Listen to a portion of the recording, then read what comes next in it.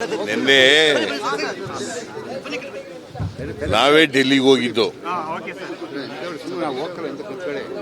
ನಮ್ಮ ಜೊತೆಯಲ್ಲಿ ಇವರು ಪರಮೇಶ್ವರು, ಡಾಕ್ಟರ್ ಪರಮೇಶ್ವರ್, ಮಹದೇವಪ್ಪ, ಜಮೀರು, ಆಮೇಲೆ DCM ಜಾರ್ಜು, KJ ಜಾರ್ಜ್ ಅವರೆಲ್ಲರೂ ಕೂಡ ಇದ್ದರು. ಕರ್ನಾಟಕದಲ್ಲಿ ಆಗಿರತಕ್ಕಂಥ ರಾಜಕೀಯ ಬೆಳವಣಿಗೆಗಳನ್ನು ನಾನು ಮತ್ತು DK ಶಿವಕುಮಾರ್ ಅವರು ವಿವರಿಸಿದ್ದೀವಿ. ಇಲ್ಲಿ ಯಾವ ಥರ ರಾಜಕೀಯ ಬೆಳವಣಿಗೆಗಳಾಗಿದ್ದಾವೆ ಅಂತ.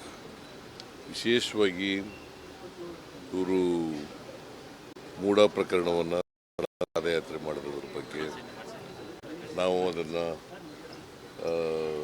ರಾಜಕೀಯವಾಗಿ ಎದುರಿಸೋದ್ರ ಬಗ್ಗೆ,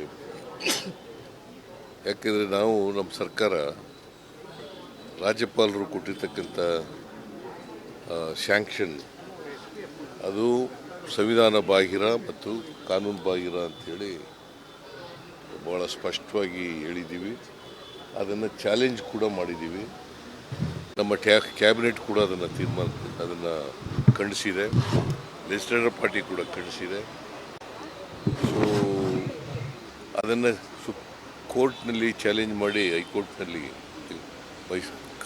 ಬೆಂಗಳೂರಿನ ಹೈಕೋರ್ಟ್ನಲ್ಲಿ ಚಾಲೆಂಜ್ ಮಾಡಿ ಅದು ಪಾರ್ಟರ್ಡ್ ಆಗಿದೆ. ಮತ್ತು 29ನೇ ತಾರೀಕು ತಿಂಗಳು ಮುಂದಕ್ಕೆ ಹೋಗಿದೆ. ಅದನ್ನೆಲ್ಲ ವಿವರಿಸಿದ್ದೀವಿ ಅವ್ರಿಗೆ. ರಾಷ್ಟ್ರಪತಿಗಳ ಬಳಿ ದೂರು ಕೊಡೋ ಬಗ್ಗೆ ಇಲ್ಲ. ಇಟ್ ಈಸ್ ಆಲ್ಸೋ ಏನಾಗಿದೆ ಅಂತಂದರೆ ಆಲ್ ಆಪ್ಷನ್ಸ್ ಆರ್ ಓಪನ್ಡ್.